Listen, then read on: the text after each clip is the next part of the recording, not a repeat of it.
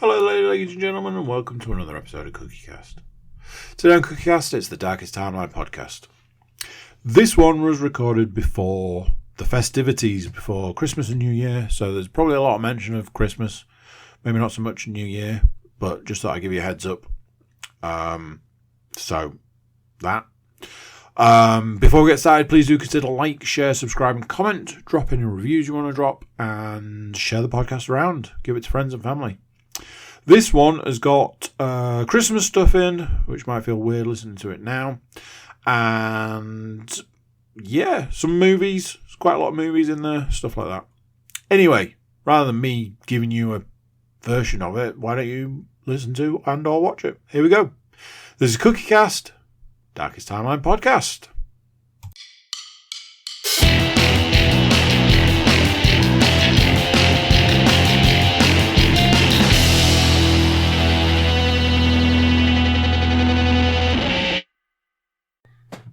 Hello, how are you doing?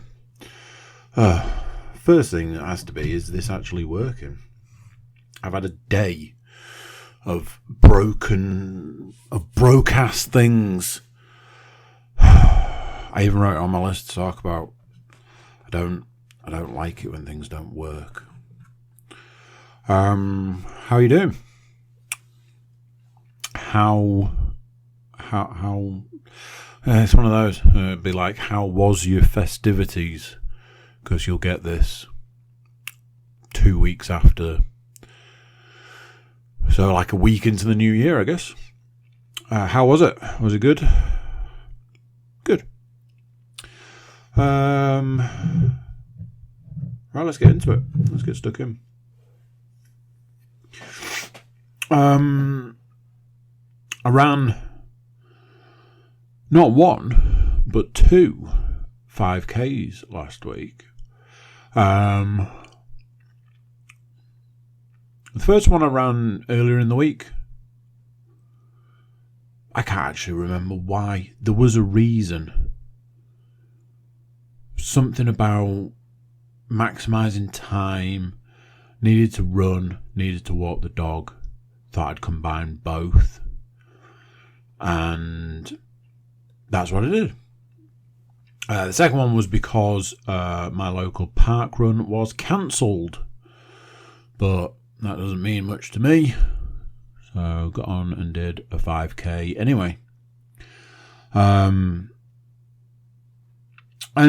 I've been talking recently about trying to beat 5K times. But, and this is what we were going to talk about, realised last week that it wasn't I was trying to beat 5K times, I was trying to beat parkrun times. And having the realisation that a parkrun is... It's one of those things. I'm not going to tell you that it's not 5K. But take yourself out of the parkrun setting, put yourself on the streets with the kids, as the kids would say, on the streets. Put yourself on the streets and run 5K. It's a different kettle of fish. And then it wasn't until afterwards did I really register that. So I came in with like this super slow time. I came in with like my average being way off. And I was like, what is the difference? Why is there such a huge difference? It was like my average pace was like 3 minutes longer. I think I'd done it in like, was it 4 or 6 minutes longer than I would have done a park run. And I started with like, it's more hilly. I'm now going to try and go back and find. I don't know how far back I would have to go. What day? I could just go to Saturday. Let's find where Saturday is. It's not that one. It's not that one. It's not that one.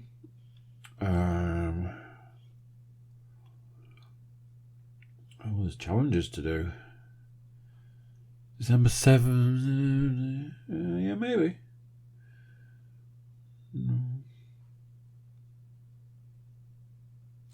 Right, okay. So, it was just, what did I do? 30, 32 or something. 8 minutes longer. I was like, this is insanity. That's just one of them. That's just one of the ones that I did. I'm not going to bore you by dredging through to find the other one. But it was like, I think the other one was like 6 minutes over. I was like, what has possibly gone on? It's hillier. It's harder to run with the dog on the streets because you end up in some like narrow pavement situations. You've got roads to contend with. You've got to stop every time you come to a road. I want him to stop, sit, wait, and be told to cross. So you've got that. These factors. But in all honesty, truth be told, it was getting me down. So look at it this way.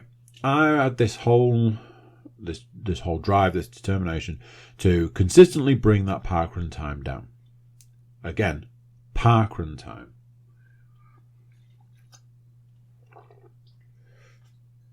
And week in, week out, the weeks that I've done it, that has been the case. Now, the smallest change was the last one. We're talking seconds, not minutes. So there's that. Then go out into the street, do a 5k, come home and be like, I'm way off, minutes off. An insane amount of time. So I was getting down. I was feeling like, although I was maybe achieving the parkrun, was I really achieving anything? Don't think I was. It's all been masked by running around a reasonably flat surface, going round in a circle 5 times.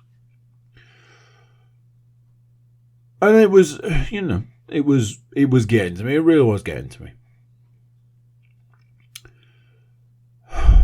There was a day, I think it had been my rest day from morning running, and then I went out the next day to run. And I'm like, man, I'm still reeling from this development. And then, having set off to do my run, I was like, hang on a minute. I don't run from the moment I step out the door. I always had this sort of like warm-up method, which was a bit of a walk. Any sort of outdoor run type situation, I always set off with a walk as like a little warm-up. It kind of acclimate to the temperature outside.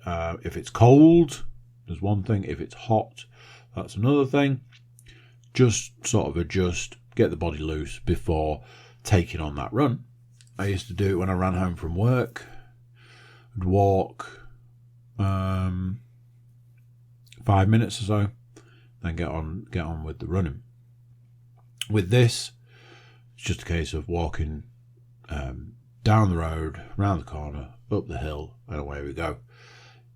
Admittedly, a big chunk of the reasoning there is I don't want to start any run running up a hill. So there's that. But then I started thinking about how many minutes it probably takes. So probably could be in the 2-minute kind of region. So you got to take those 2 minutes off. Then you've got to take off all the stopping and starting with the dog. You've got to take that off. You got to take the fact that sometimes you're waiting for traffic. You got to take that off. And I was like, realistically, you're knocking off a few minutes from the time. So, not necessarily that unrealistic. And that made me feel better about it. Like I said, I completed 2 5Ks. I'm not... It seems strange. I'm not bragging, I'm not boasting. I'm just relaying the information, because I've started looking at those 5Ks differently recently and started thinking any amount of running, any amount of movement, any amount of attempt to make things better is an achievement, and it will never not be. If you can run to the end of your drive, it's more than if you didn't. If you can't run to the end of the drive, if you can walk to the end of the drive, it's more than just staying inside. But recently I've started looking at those 5Ks as I do them because I know I can do them. And maybe that's not the right way of doing things. I don't know. As with a lot of things at the moment, might have to test some theories. So, one of those things, I imagine this time next week I'll be telling you a whole different story.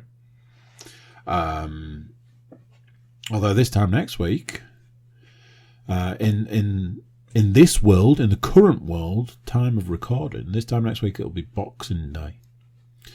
And it'll all be over, as people say. Don't know what that means for recording, was the shortest version there.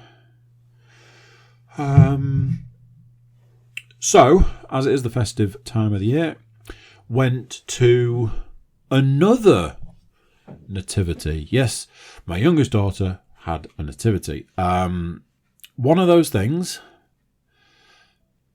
not going to lie, felt weird. What I mean by that is the age that my daughter is, my youngest daughter, probably feels a little soon to be doing something like this, but it seemed like this really established thing, so I was a bit like, okay. First mistake. Straight off the bat, first mistake. Did not drive. Reason? Because all they did was bang on about parking. And don't park here, and don't park there, and don't park there, and don't do that. So, didn't drive. Walked. Which featured, 20 minutes. Nearly half an hour of my daughter crying the entire way there. It's okay, though. Pretty sure she cried all the way home as well. And then you get there, and the parking is abundant. There's plenty of parking. I'm like, should have just driven. So, go, get in. Far be it from me to criticise any form of organisation, but there wasn't any. So, I was a bit like, I feel like somebody needs to maybe take control of this situation, because every single parent that was there was essentially sorting their own child out, and every single member of staff that was there wasn't. So you've got 400 parents all doing their own thing, and nobody trying to wrangle the situation in any way, shape or form. So there was a lot of me just sitting at the back looking confused at the whole situation. One of the interesting things was, the place where it was held had amazing acoustics. It was a church, and the way it was sort of, I presume the way it was built, it was designed, you could hear people talking clear as a bell from way at the back. It's like, this is amazing. In the end, it all got wrangled together, and and away it went. One of those things, with that many people, there was people lining the walls, just in the hope of being able to see. I couldn't really see much. I was just about able to see my child, just about, and luckily for us, Leanne was able to go and find somewhere to stand and video bits of it, so I got to watch that. So that was that. It was amazingly smooth for the age that was being dealt with, which was nice. Because of like Little People, it was a lot shorter than like a school one, so that was nice. Ultimately, it was just a good time all around. I quite enjoyed it. I kind of liked it.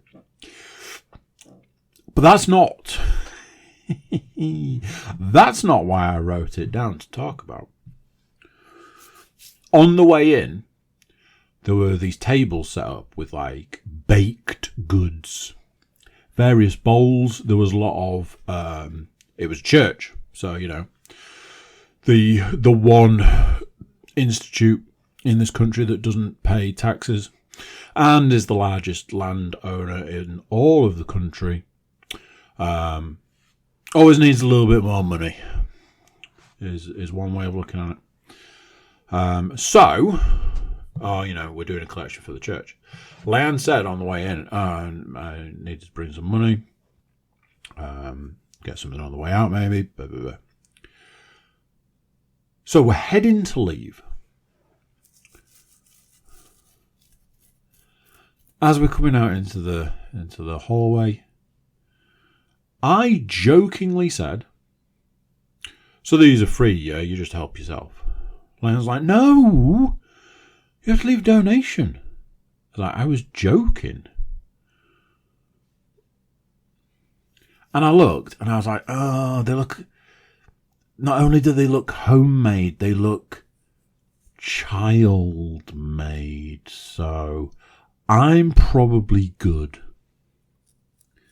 I asked my daughter if she wanted something. Yes, I want something. I was like, well, we've got a little bit of change here. We can get something, drop something in the collection.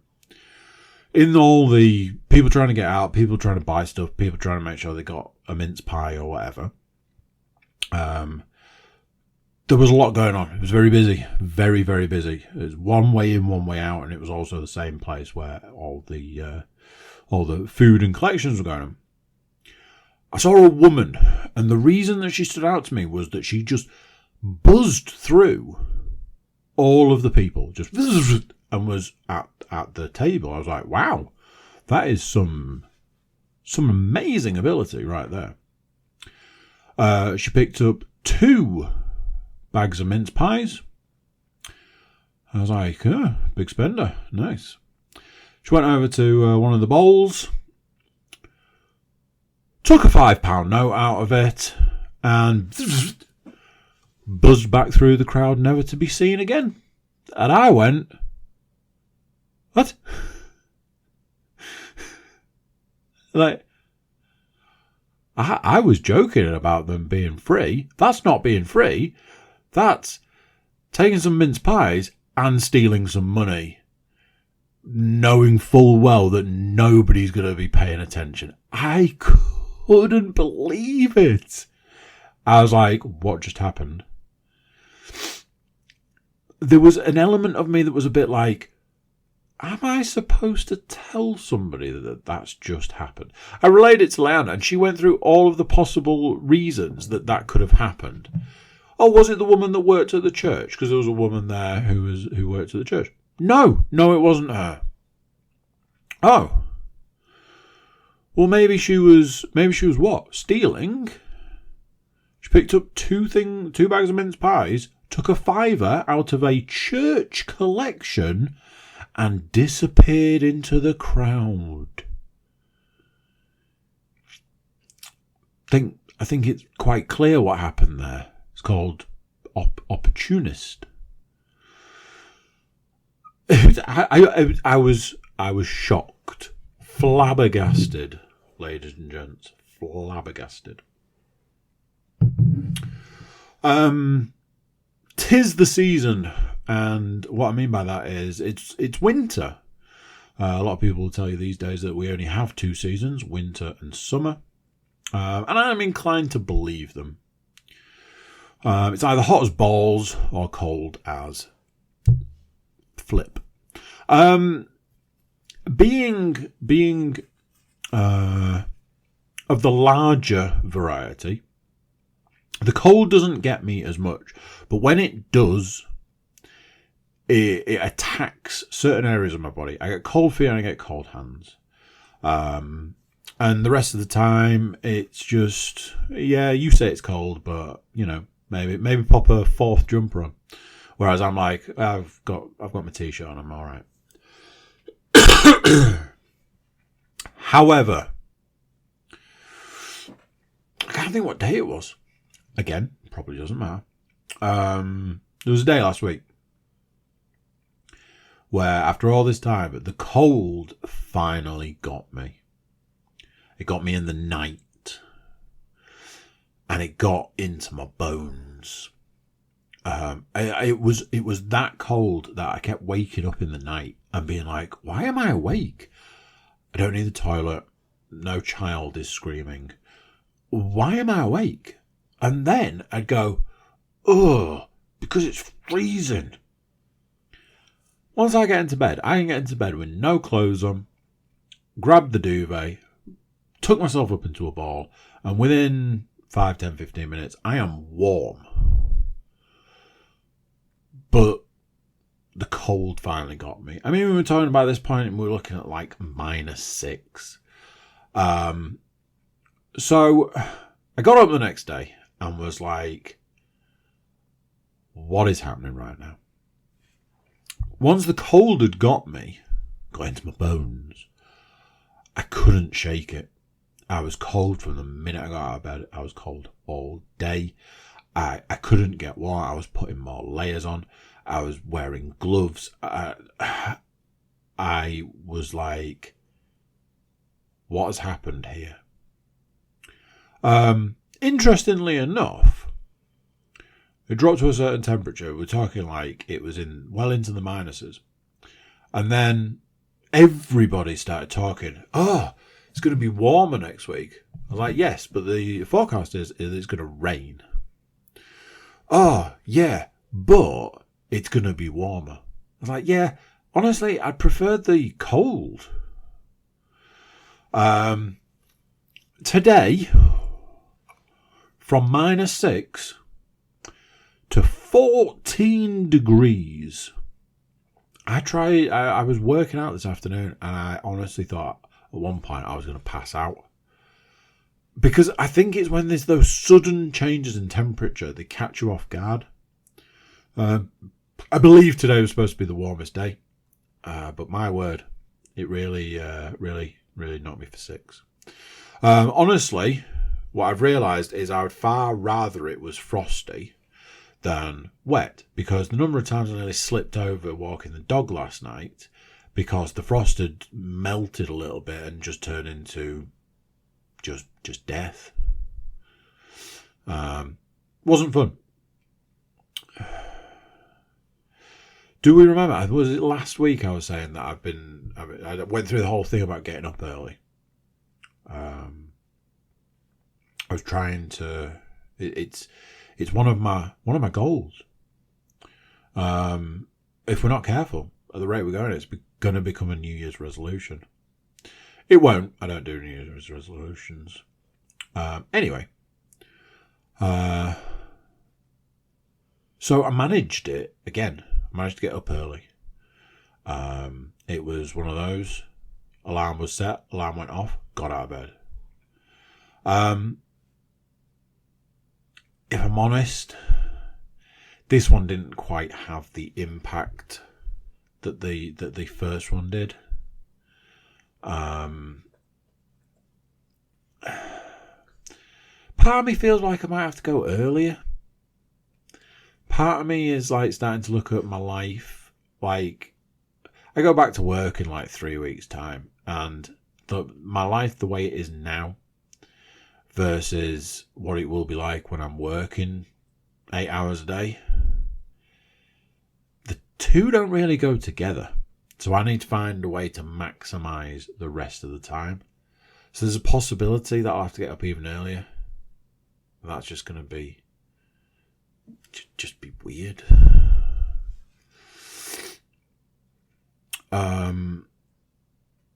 So, Monday today.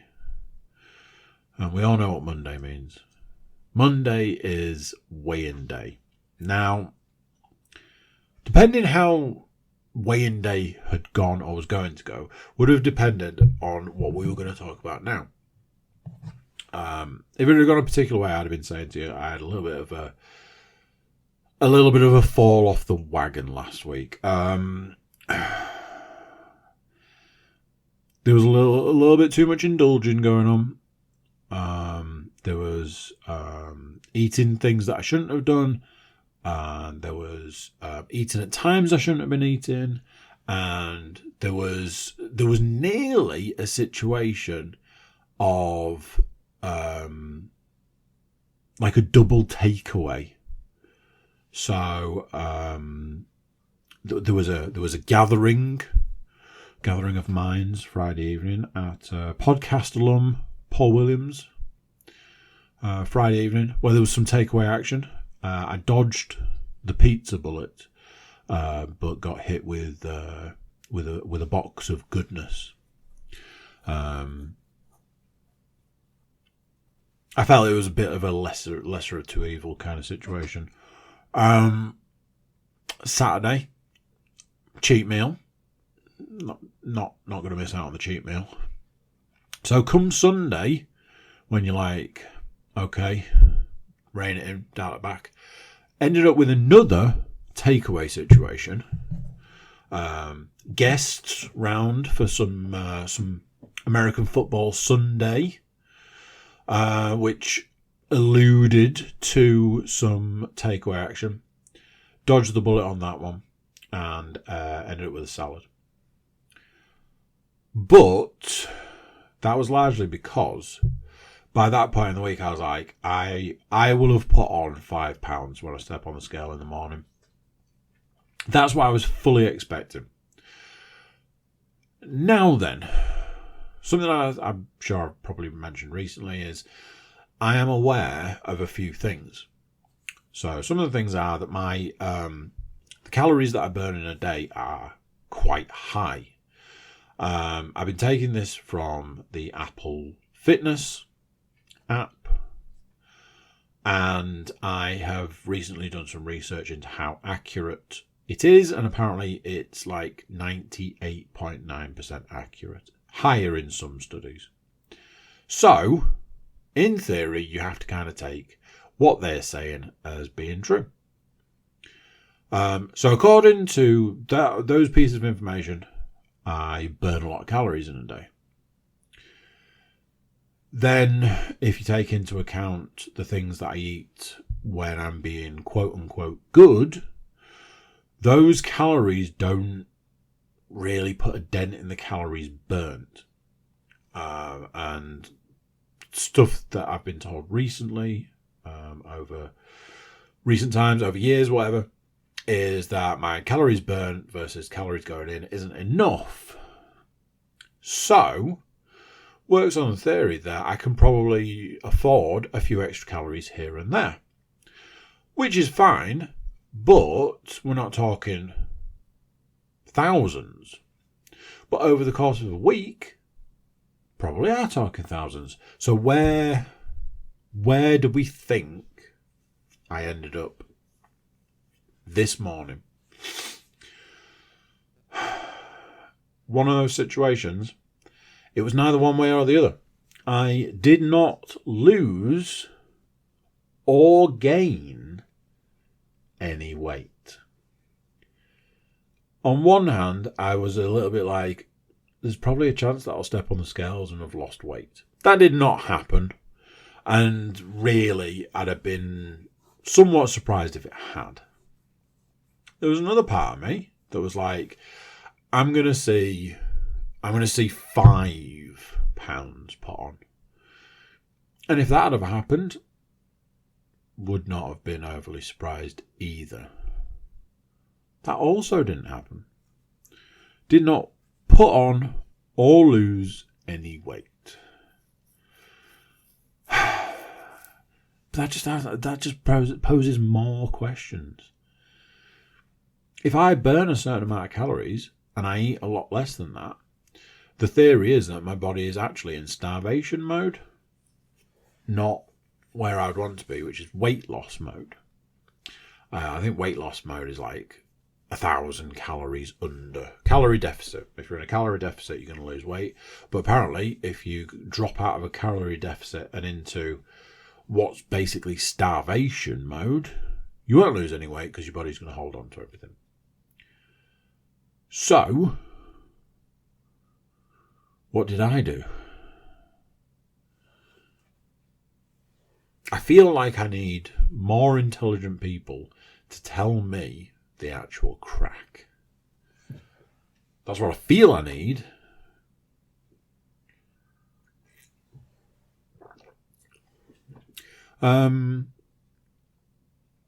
Something super interesting. I'm going to try not to rant too much about this. I had an email earlier today telling me that my Facebook account had been suspended because I can't even think what it said. Something like community guidelines.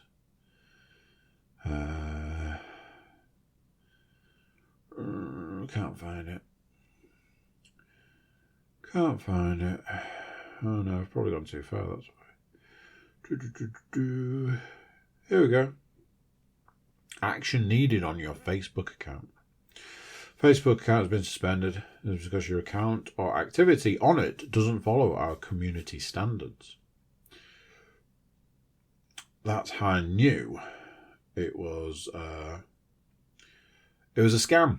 It was a scam, ladies and gentlemen, because I don't use Facebook. I look at Facebook, but I don't use it. So it was definitely a scam. Right up until the point that I tried to go into Facebook, and Facebook looked a bit weird. It was like, this looks like it did this morning. Should this not have refreshed itself? Tried to go into the podcast Facebook page. There was none of it. And it wouldn't refresh. I was like, that's interesting. Spoke to a couple of people. Was like, I'm being told, allegedly, that my Facebook account has been suspended. Those people looked and said, yes, it has. It is no longer there. I was like, that's weird. I don't use Facebook. I look at it. I don't use it. I don't post things. I very rarely share things. So that's that. So I was like, well, there's a button here I can press to get it unsuspended. So the smart move would be to press the button. So I pressed the button. And it was like, okay, we just need you to log in.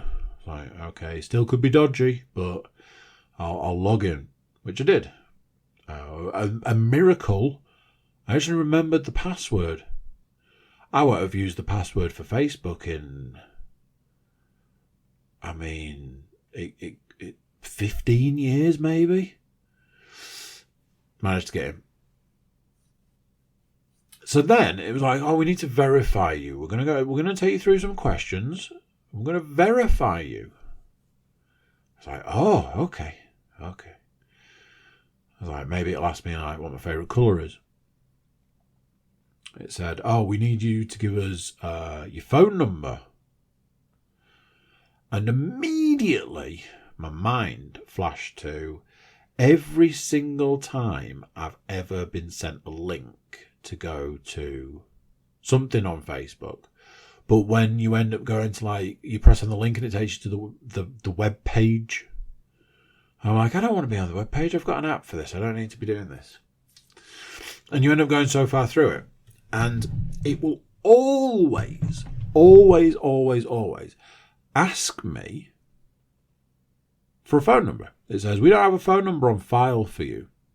I'm like, you are a glorified web page. You don't need a phone number for me. There is absolutely zero reason that you need my phone number. So I am going to skip this step and I'm not giving you my phone number. So when it says, oh, we need to verify you, give us your phone number, I was like, why? What possible reason for verification purposes could you need my phone number? Because my phone number does not connect to my Facebook account.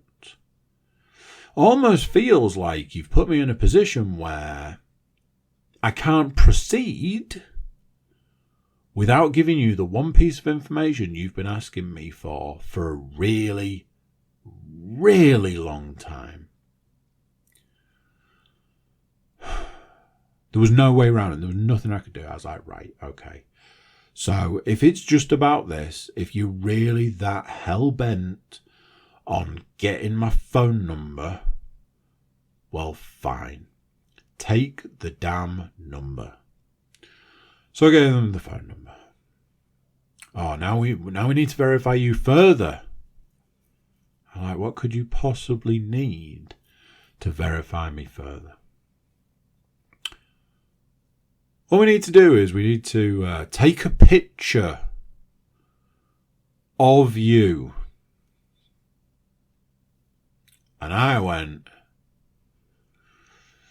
yeah, because the one thing I don't do is put pictures on Facebook. I used to, a long time ago, but I don't anymore. And for your intrusive facial recognition software, you won't have an up-to-date picture of me. So what you're saying is the two pieces of information that you don't have that you'd really like just so happens to be your two-step verification. Well, isn't that interesting? But don't worry, the legitimate company will definitely delete that photo after they've used it. They just need to use it for verification. Right, okay. So there's that. Oh, now you need to tell us that you're not a robot. Okay, I'm not a robot. Do the verification for that. I've done the verification for that.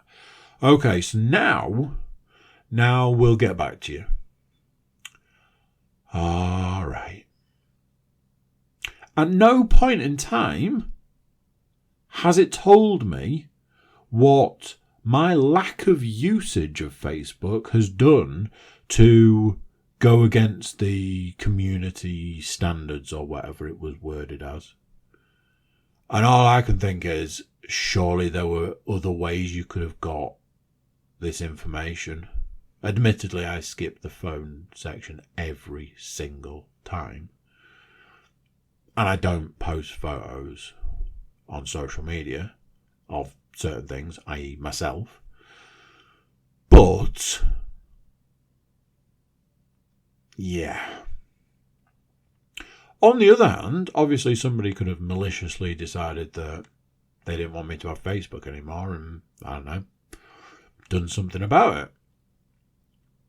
It said there was two options. One of them was, if you don't do anything about it in like so many days, was that the one where it was like, if you don't do something about it, you won't be able to get in?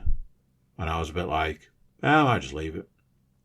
And the other option was, if you appeal it and they don't agree with your appeal, that's the end of that. You won't have Facebook anymore. And I went, yeah. Okay. Now I know there's a thing. There's a thing for the Meta account thing. I had an email about it because it's all connected to the Oculus. So I'm aware of that. I've done nothing about it. I am aware of it. Weirdly, though, this email came immediately after an email telling me that I'd tried to sign in to Google at some point. And I was like, is there a connection between the two, that a Google sign-in, you send me an email about that, and then immediately send me an email about my Facebook account? Is there a connection there? Who knows? The last thing on my list, I think, is the first thing I talked about, which is interesting. So I don't know if any of you lovely listeners, watchers, do any sort of cross-pollination with all the podcasts we do, which is many. Last week's NFL podcast ended a little weird because so far through, the audio stopped recording. Just went poof and stopped. And I was like, it's just a glitch, a hiccup, or whatever. We managed to use some interesting picture stroke sign language type situation and got the podcast finished. I didn't think too much about it, but I probably should have done, because that was a weird situation. Come this evening, double podcast to record before this one. That's right, no slouch over here, gents and ladies. And yeah, no audio. Cannot get the audio to record for love nor money. Now, I'm a very simple man. I like very simple things. I like things to do the one job that they have. And if you're an audio recording device that can't record audio, then what use are you to me? And at this point in time, no matter what I have tried, nothing works. So I've got that horse shit to deal with, which is fun. From a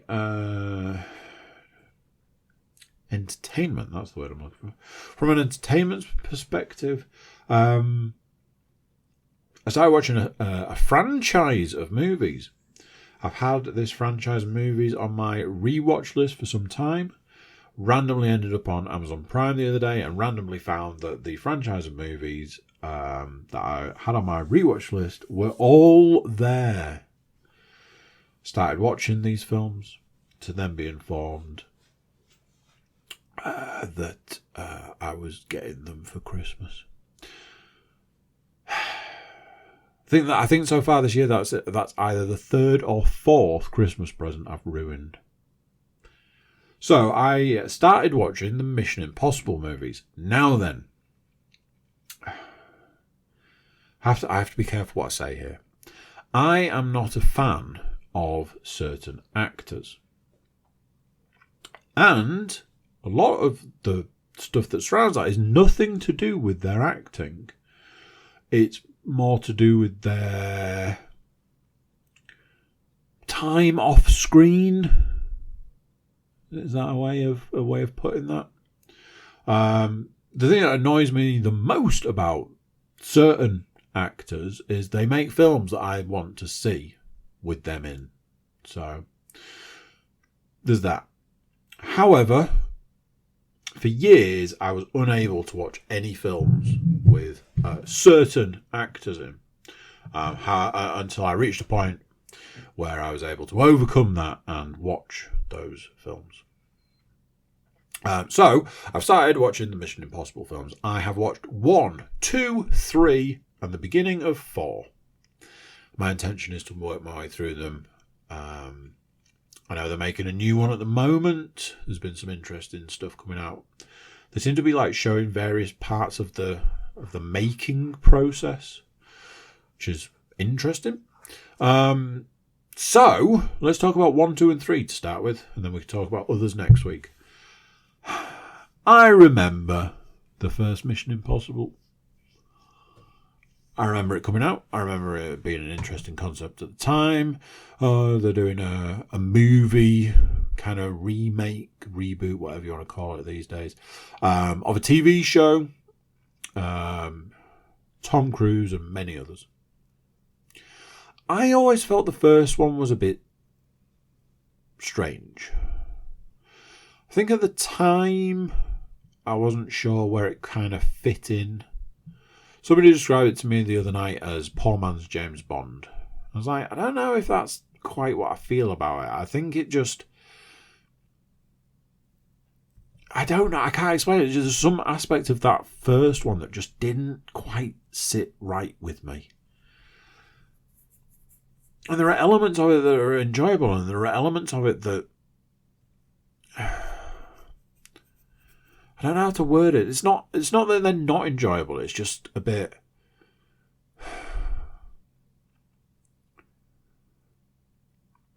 I don't know. It's like the double cross, things like that. Anyway, interesting cast. This film came out in 1996. I'm not sure if this is a spoiler. All I'll say is Emilio Estevez, interesting choice. Not in it for long. Seems weird to cast someone like him in a role like that. Jon Voight. Not entirely sure how I felt about him being in that role. Ving Rhames, Jean Reno.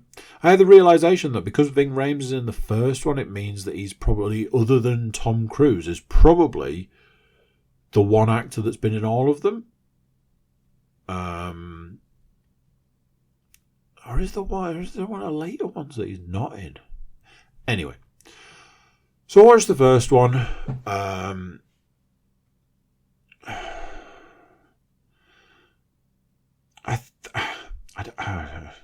I don't know.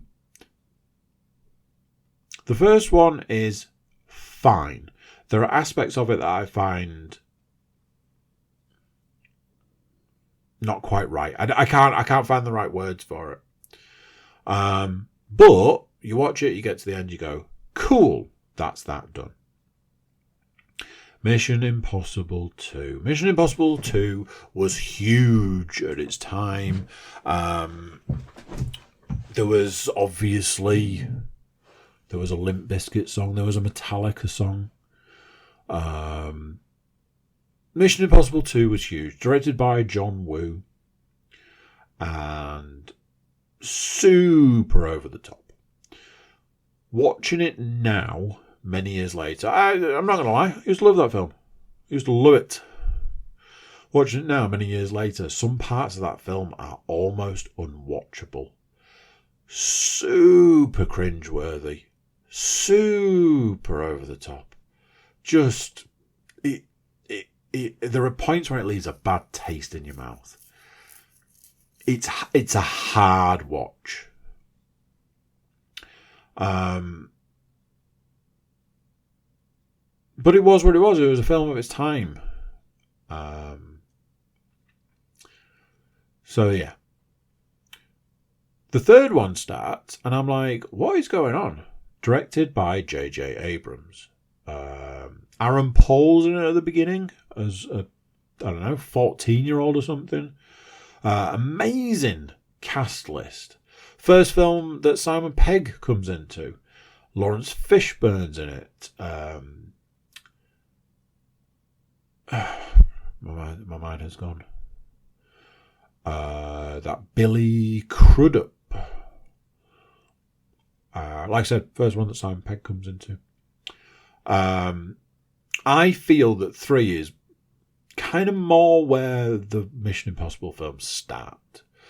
Because 3 sets the tone for the ones that come after it. One thing I will say is the back end, the last quarter of that film gets a bit weird.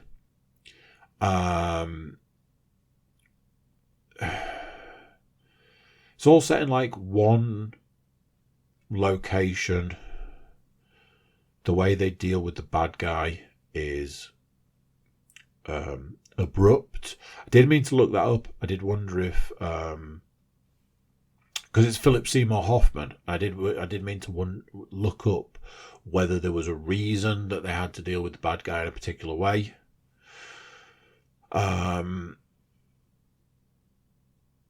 It's not a bad film in that genre. But yeah, the very back end of it gets a bit weird.